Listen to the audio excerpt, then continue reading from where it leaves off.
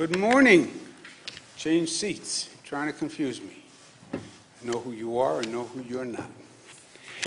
This is one of the best days for New York since we have started this long journey into a dark night. Day 109 since we started this life-changing journey. Day 24 since the civil unrest started after Mr. Floyd's murder. We have the New York State Reform and Reinvention Collaborative. I believe this is going to be transformational for the state of New York. I believe it is the single best chance for real change, real reform. Seize the moment, carpe momentum. People have said we have to change our police departments and our public safety strategy. Now is the time to do it, and they happen to be right. We have April 1 is the deadline, 288 days and counting for local governments to enact real reform. And we mean real reform. We mean start with a blank sheet of paper and come up with your vision for your public safety department in your community. What do you want it to be? And what do you want it not to be? What is the use of force policy for your department? What is the staffing level? What does demilitarize the police mean in your community? People talk about defunding the police. What is the budget that you want for the police? Which you can only arrive at after you determine what staffing you want for the police. What is your transparent disciplinary process? How do you want your police department to work in your community, in your city, in your county?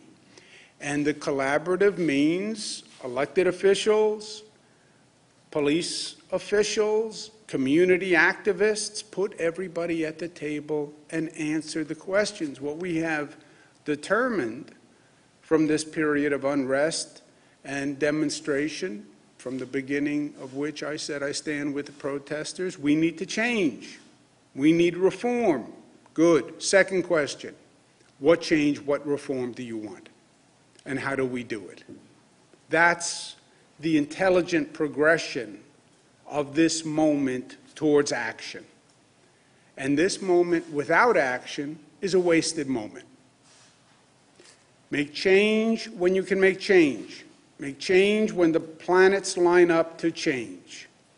After the Sandy Hook massacre, pass sensible gun control. The nation saw children massacred in a classroom. They were outraged. They should have been. Turn the outrage into action. How do you turn outrage into action in society?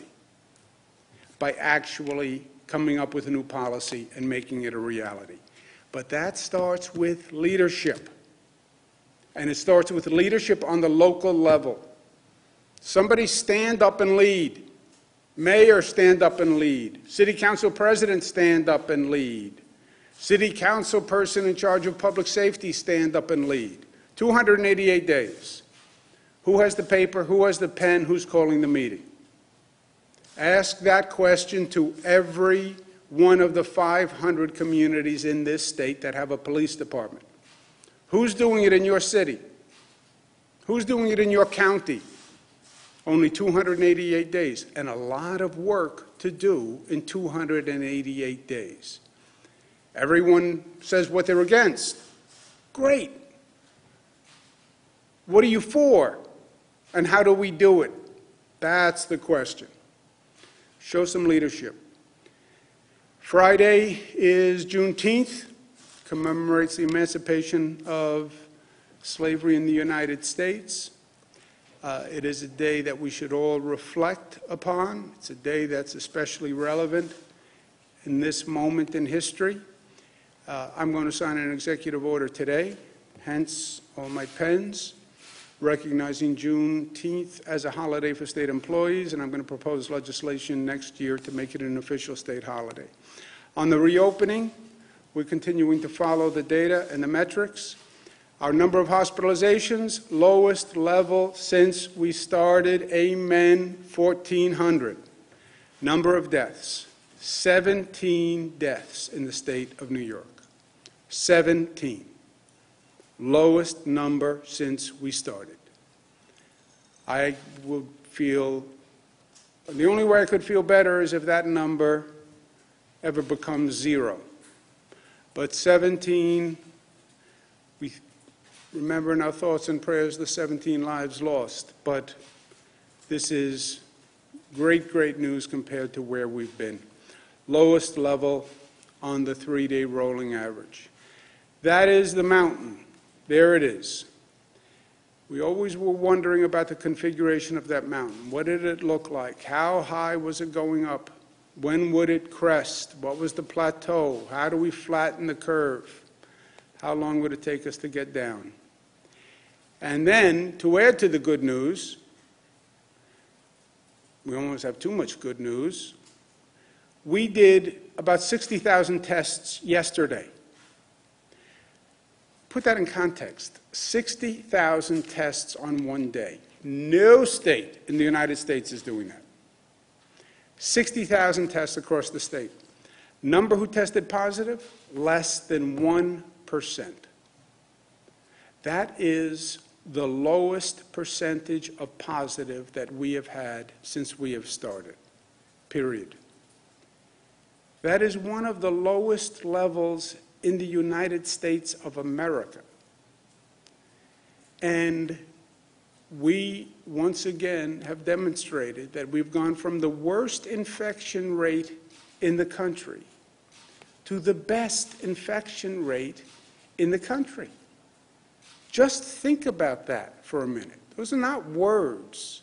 Those are powerful facts. We had the worst infection rate. The rate of transmission was the highest. We now have the lowest rate of transmission. Just think about what this state accomplished, what the people of this state accomplished. And if I told you 108 days ago we were going to accomplish that, what would we have said? What would I have said? I would have said I didn't believe it. I would have said I didn't believe it was possible. But facts are facts. And you look at these facts, and I'm telling you today, the federal government is making a mistake.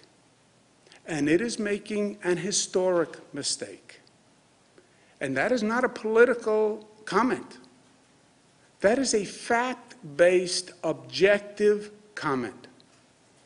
That this federal government is making a mistake on the way it is handling this COVID crisis and how it is now advising states and the people of this nation.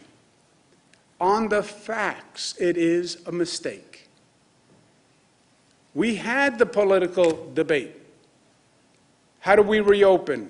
We should just reopen immediately. This is all overblown. It's fine. That was theory A, right? There was a partisan divide to it. More conservatives argued that. Government should just get out of the way, let the free market do it, right? That was the Wall Street Journal, New York Post, conservative theory, just open the doors. And then there was another theory. Let's reopen based on data. Let's not just reopen blindly as an expression of political ideology. We're dealing with a virus. The virus doesn't have a political ideology. No doctor ever said to me, oh, we did a COVID test, found out it was conservative, found out it was liberal. It's a virus. It moves as a matter of science. But there were two theories. We tested the two theories. We went into the laboratory, we tested the two theories, and now you have numbers. And numbers don't lie. You have 20 states where you have the COVID virus increasing as a matter of numbers. Fact. Look at the headlines. Facts. The COVID virus is increasing in 20 states across the country. The states without the smart reopening plans are going up. That is a fact. It's not a Democratic fact. It's not a Republican fact. There are no Democratic facts and Republican facts. They were just facts.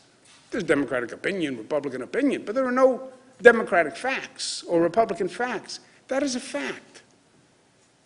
Well, what's New York's interest in the rest of the nation? First of all, we're Americans, and we care about other Americans. Secondly, on a parochial level, if those states are going up, they could spread the virus to New York. They have a higher rate of infection than New York.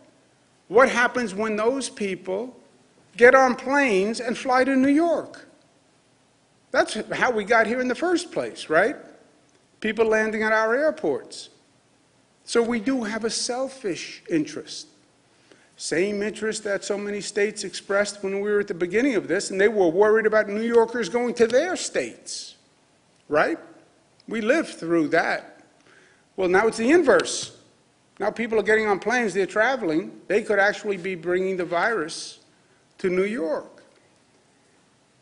Well, you hear from the federal government, the numbers are going up because we're doing more testing. That is just not true. As a matter of fact, as a matter of mathematics, as a matter of the data, that is just not a true statement. Forget the testing. Hospitalizations are going up. The number of people going into hospitals is going up. How do you explain that? Are they pretending to be sick? Are they not really sick?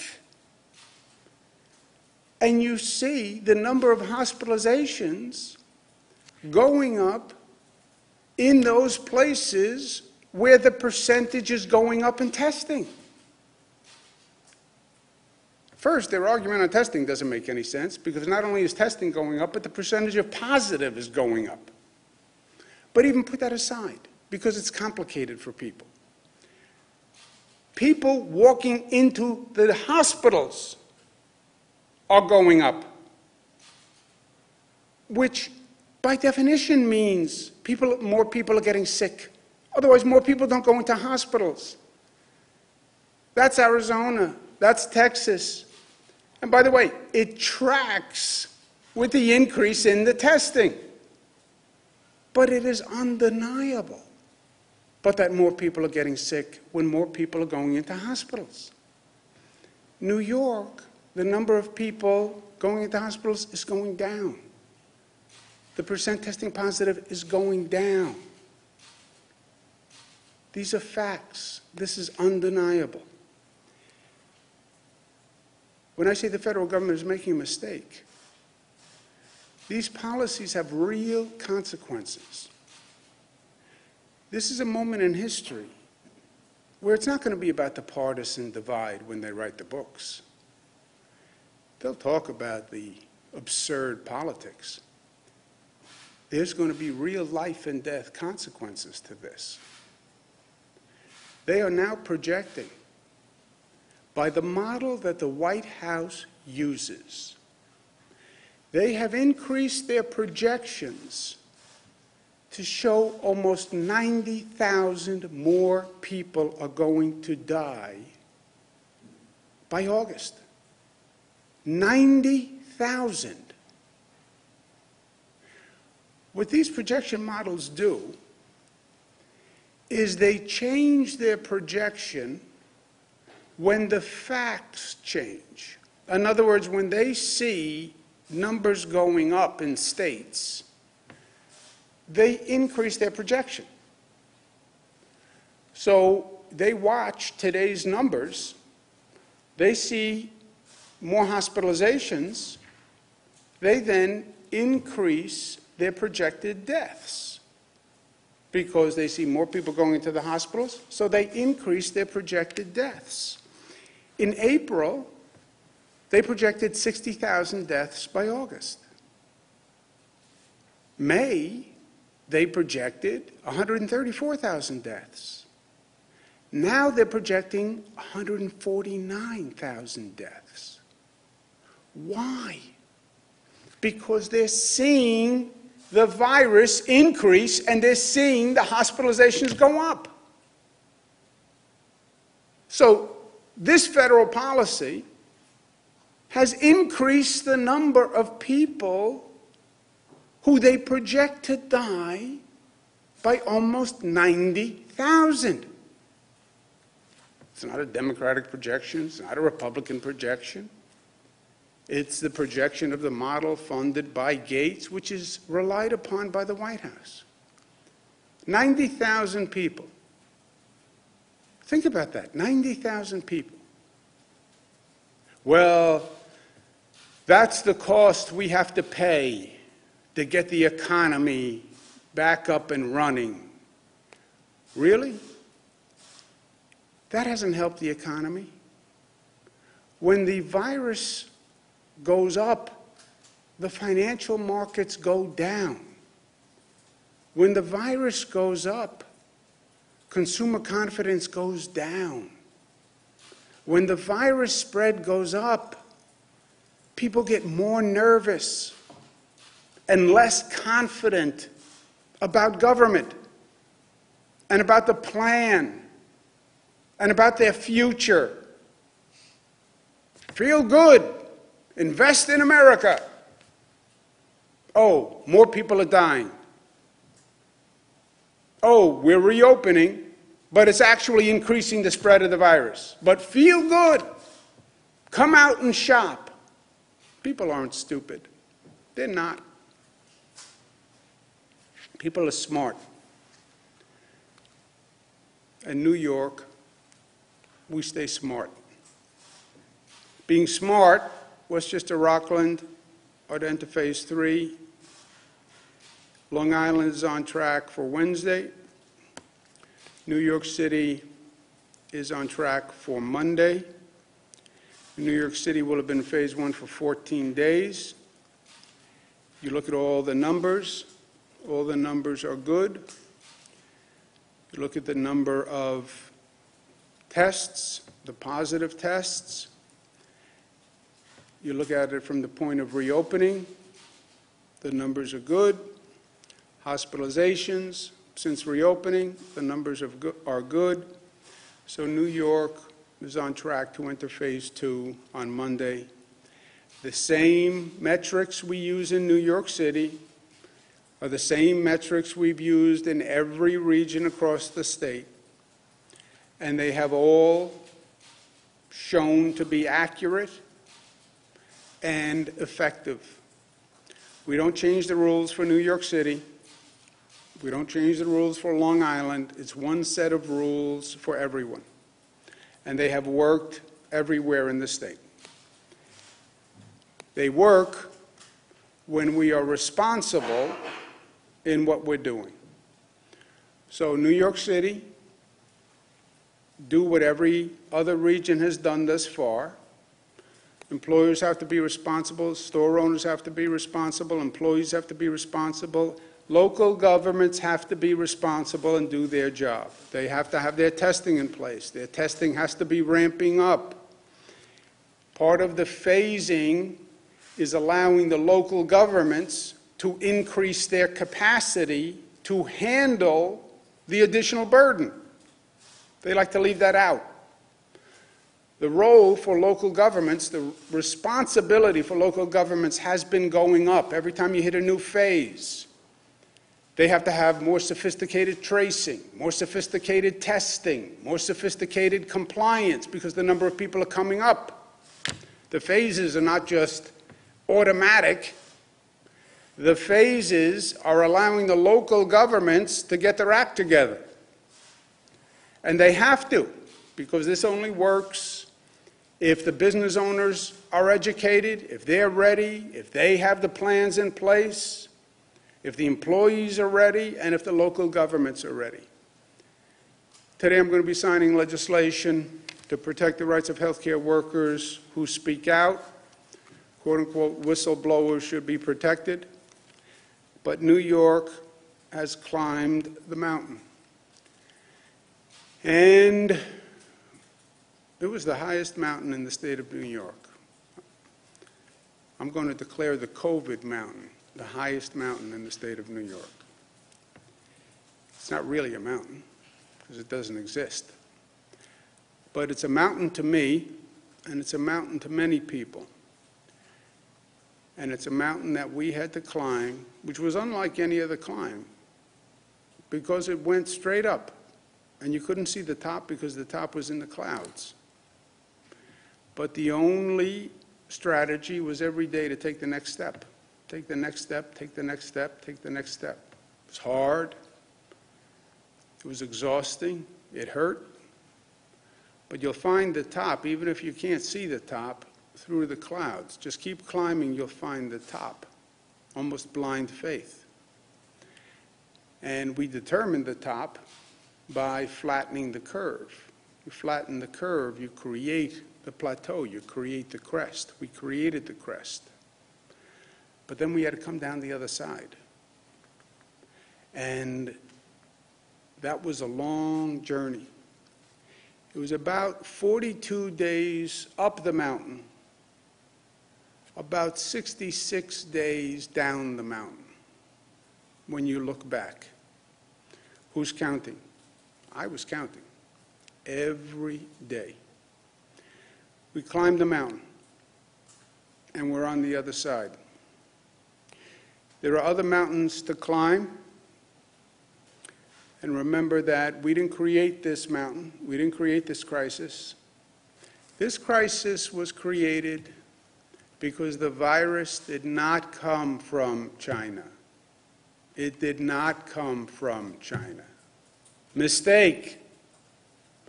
The virus came from Europe. The virus came from Italy. The virus came from France. The virus came from Spain. How did that happen? I never heard that. I know, because nobody ever said that. Nobody ever told us. The virus left China and went to Europe. That's what happened this past January. And then the virus came here from Europe. January, February, March. Federal government didn't do a European travel ban until when? March 16th. January, February, March. How many flights flew into JFK? And how many people came? 3 million. 3 million. JFK, Newark International. Did we screen those people? The federal government didn't screen those people because the virus was supposed to be in China, according to them. That's how the crisis was created in New York. That's why New York had the high infection rate. It had nothing to do with New Yorkers. It had nothing to do with a blue state. It had nothing to do with anything about New York. It's because we were misled. We were misinformed. And the virus was coming from Europe. That's what created the crisis. So we had nothing to do with the creation. And then we had the worst crisis in the nation. And then we were left on our own, by and large. But we managed it. It is a lesson that will go down in the history books, and a lot of lessons for us to learn on many levels. But we did it. And in many ways, we should be invigorated because of it.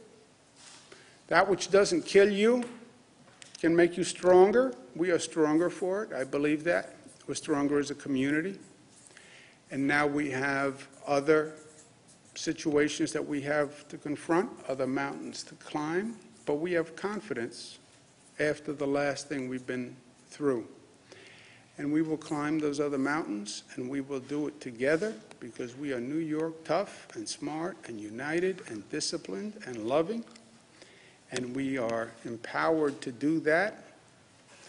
And I look forward to doing that now that we are on the other side of this mountain, we'll climb new mountains together. And there are many new mountains to climb. For me, seeing those numbers back down, meaning we went up, we came down, and we're back where we should be, means we have to move on, stay vigilant. Could come back. If you don't stay smart, it will come back. Could be a second wave. But we did what we had to do, my friends, and we did it together, and we did it every day. And now we're going to move on to other things.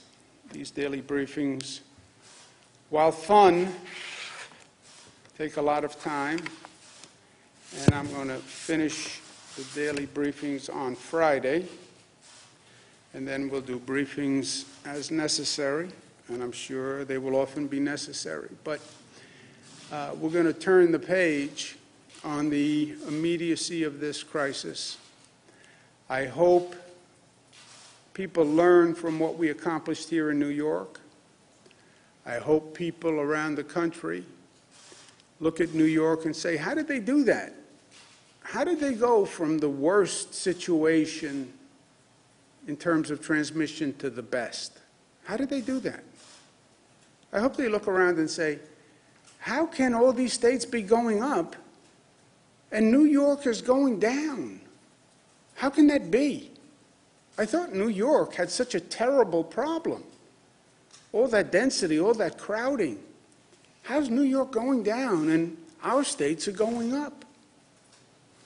What's the difference between what we're doing and what New York is doing? Isn't that peculiar? How can New York be going down and we're going up? That would be the logical question to ask. And there is a logical answer. And that answer can save lives. We have saved tens of thousands of lives in New York. And that is more important than any of this other stuff. I've signed the executive order. Questions? Governor, in terms of saving lives, there have been roughly now about 6,200 confirmed and presumed deaths in nursing homes. And talking to medical experts, specifically those that study nursing homes, they've said that perhaps that March 25th directive that we've all talked about at length potentially contributed to more deaths than might have been seen in New York had that directive not been implemented. So wondering, who advised, and this is also a question for you, Commissioner, who advised both you, Governor, and you, Commissioner, regarding that March 25th directive, and do you regret putting that into play? I know now it's been partially walked back. Do you regret it? Let's do this one more time. I understand the politics on the issue. I understand what the Republicans say on the issue. It's not a coincidence that this is primarily an argument put forth by Republicans, right? That is a factual statement. Factually, it is. You look at the congressional members that put it forward, they are Republican congressional members. You look at the columnists who put it forward, they are primarily Republican conservative columnists. That is a fact. And here's the fact to them. We followed federal CDC guidance. If they want to start with an analysis of in retrospect, start with the first fact. Why did the federal government give that guidance to states? That's the only relevant question if you want to go down that road. Well, Governor, hold on, as a follow-up, Governor, but then why didn't you listen to either the health department or other state professionals, state medical professionals who could have advised? You just spent the past half hour talking about how the federal government was mistaken. Why didn't you guys, after 20 If you months of ask, this? we did, and if you ask Who? Who public did you talk to? health officials, so first you have the federal government that gave that guidance, and then if you ask public health officials all across the board, when a person is no longer a senior citizen, no longer needs a hospital, is it intelligent and in that patient's interest to leave them in a hospital bed for 2 weeks at a period of time where they're probably no longer contagious, they're just not yet testing negative? They will say to you, it is highly risky to leave that person in a hospital bed for 2 weeks while COVID is raging and they are susceptible, because the likelihood of negative consequences to them is much, much higher if they stay in a hospital bed.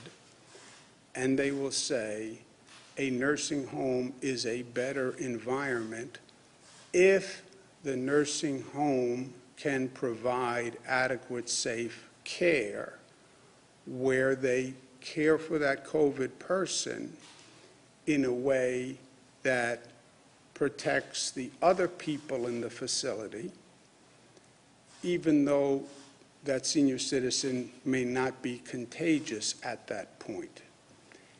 And the condition of the nursing home accepting that person was that the nursing home said, we can take that person and treat that person and give that person the treatment they need, and we can do it in a way that protects the other people in our facility. They will all say that was the best path for that senior citizen. They will all say, don't leave a person in a hospital for 2 weeks. There are infections. You can get sick being in the hospital, believe it or not. Sepsis, etc. So get that person out of the hospital as soon as you can. The person is probably in a stage of the disease where the person is not contagious. They just haven't tested below the antibody level to be negative. If the nursing home says we can take that person and protect the others. And that was the system in every case. In every case. New York State is 35th in the nation. 35th in the nation in terms of percentage of nursing home deaths. 35th in the nation. So Mr. McManus's of the world, Mr. Goodwin's of the world, find a different argument. Or start with the fact, if there is any facts left, it was guidance from Mr. Trump. Go ahead, sir. Governor, Thank did you. you talk to anyone from the Medical Society of New York? Well, is that Did you talk to the nursing homes? is that your medical opinion, doctor, or do you want to add anything? I think the governor has crystallized this. I would add one point is perhaps you should look at the Harvard expert who mentioned that that this is from asymptomatic people who came into the nursing home workers. But I think the governor has crystallized that answer. Actually, so he also has a problem, as do several other experts, with how the state health department has changed data. So on that, how come you guys stopped recording in the daily coronavirus death counts regarding nursing homes the people that were from nursing homes who died in hospitals? That disappeared from the tally. Why did you guys change that? That data is in the hospitalization data. It's there. The data is. It's not in the nursing home breakdown. We have. You can go online. You can see all the data that we have there. You guys also stopped including the top line number. So now I have to tell you. Yeah, I know. Well, you can either understand, you can either talk to Harvard or you can talk to public health officials like The other point that I would just McManus like to and make Goodwin. is when you actually look at the nursing home by nursing home breakdown, you see no correlation between the readmissions and the deaths, which is something that I think that the reporters, I know the AP has looked at the readmissions, and there are a number of hospitals where there have been no readmissions, where there are up to 50 deaths, and then there are some hospitals there are 5 readmissions and there are 10 deaths. There's very little correlation to no correlation between when you actually look at the individualized hospital data. Furthermore, the directive that came out on March 25th was not an executive order. It was done by the DOH. DOH did it in consultation with the CDC and CMS, as did a dozen other states. The thing that you referenced at the top, or that the governor referenced from the Republicans in Congress, I find it interesting that it's a handful of Republicans in Congress directed only at states with Democratic governors. So I think it's important that we look at the actual facts and the actual data, and we get to the bottom of this, because as the governor said, it's likely that we see another wave. So what are we learning? How do we deal with it? And how do we go forward in a productive way? And part of that has to be relying on international and national experts, and that means the federal government has to know what it's talking about. Blasio wants to expedite the release of body cam footage, speed up the disciplinary process, and release disciplinary records of police officers online. Are you going to require the same for state troopers and other police departments across the state? I don't think we should be doing this piecemeal. You have all sorts of piecemeal proposals that are out there. I'm not commenting on Mayor de Blasio. I don't know any of these proposals that you mentioned. But all across the country.